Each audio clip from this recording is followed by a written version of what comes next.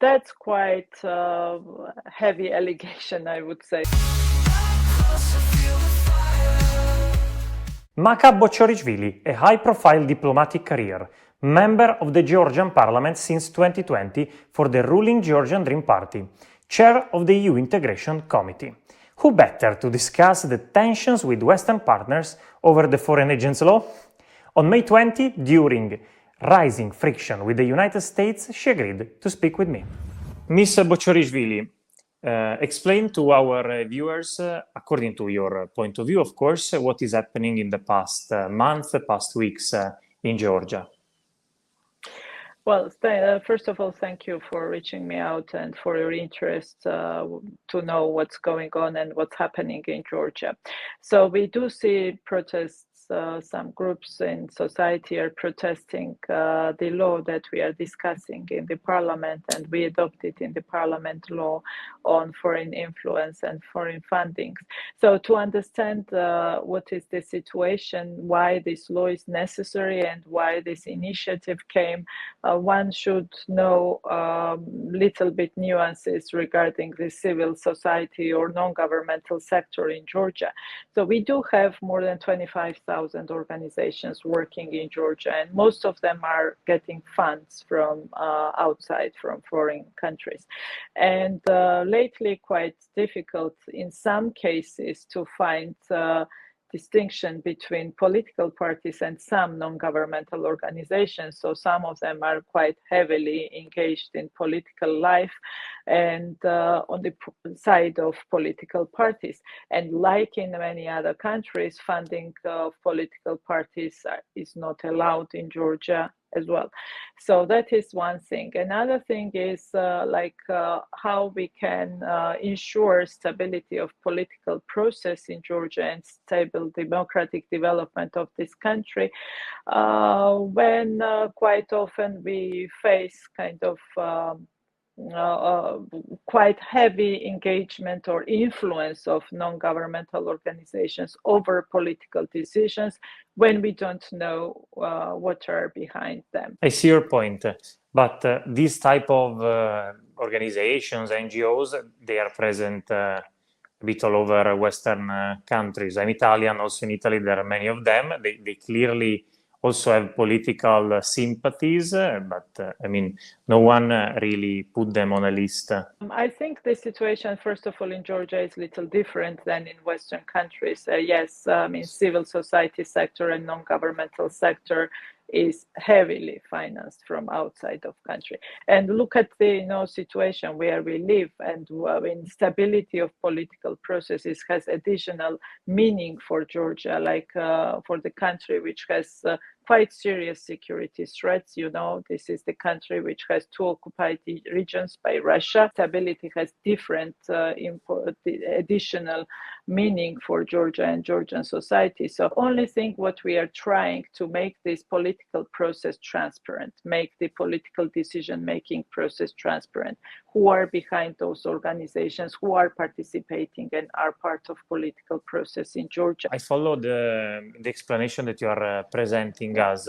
So the point is to discover who is behind certain movements and political influence.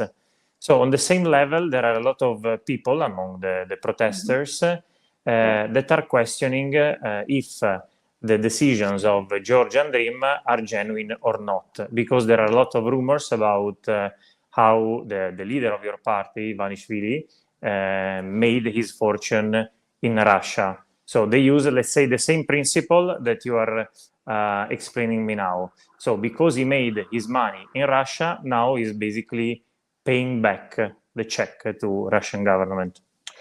That's quite a heavy allegation, I would say, first of all, and very wrong speculation about the country. We do hear lots of speculations around that for a long time. And question to that is, where are those actions that would justify this position? This is the government that brought more European integration for this country. This is the government that signed the association agreement, brought visa-free travel, was standing next to Europeans in Central Africa, together with NATO in Afghanistan, just to, be part of the European and Euro-Atlantic, structures, and to prove that we are Georgians, we are reliable partners, and what we want is sincere, and what we want is to be part of European community. But this is also a point brought up by European partners. In fact, they are also questioning a lot now your status. They wonder if this government maybe wants to take Georgia all of a sudden further from European Union. Again and again, we are talking about the government that I mentioned has achieved steps or moved this country forward on the European track. This is the political party which made it constitutional norm for Georgia to move forward on European integration and European Union and NATO integration that are constitutional. No, but I understand. Yes, you are telling me yes that Georgian Dream is absolutely involved in European integration, but you reach the point where you did an act that basically is convincing the other members of the European club to say, no, we don't want you. So all these efforts risk to be ruined because of one law. Yes, because of one law where we are lacking legal assessments, where we are talking about legislation, and what we hear is just the political statements, right? That it is against European standards, that it is against European norms, but nobody really made any legal analysis, what exactly is against European standards or European norms. And we also have our voters and people behind us who do believe that this is very important for Georgia's stable development, because we do have voters, and they are thinking differently than people protesting against this legislation. Okay, let's put aside the European topic for a moment. The president, when she put the veto, she made a list of points where she explained why, in her opinion, is anti-constitutional. So you have a law-based answer. So it's against, according to the president, the Georgian constitution. Well, that's not true. Yes, she vetoed the law, but without providing any indication what exactly needs to be changed and which norm needs to be looked, and no legal assessment again. I mean, there is no possibility to take the veto, which she had to do that, because that's the constitutional norm also that defines how veto right should be used and presented to the parliament. The law requires legal assessment, because we are talking about legislation. We are not talking about political moves, or we are so let me ask you one curiosity about a detail, because you set this limit of the 20%, 20% of funds from abroad. Why 20? Why not 5? Why not 30, 80? Why 20? Well, that was I considered as reasonable amount of percentage of funds that organizations are getting, to consider them as foreign funded organizations, with foreign influence. But that has not been discussed. We could have discussion over that as well. I mean, if we are questioning why 20, that's what we thought that is the right, framing.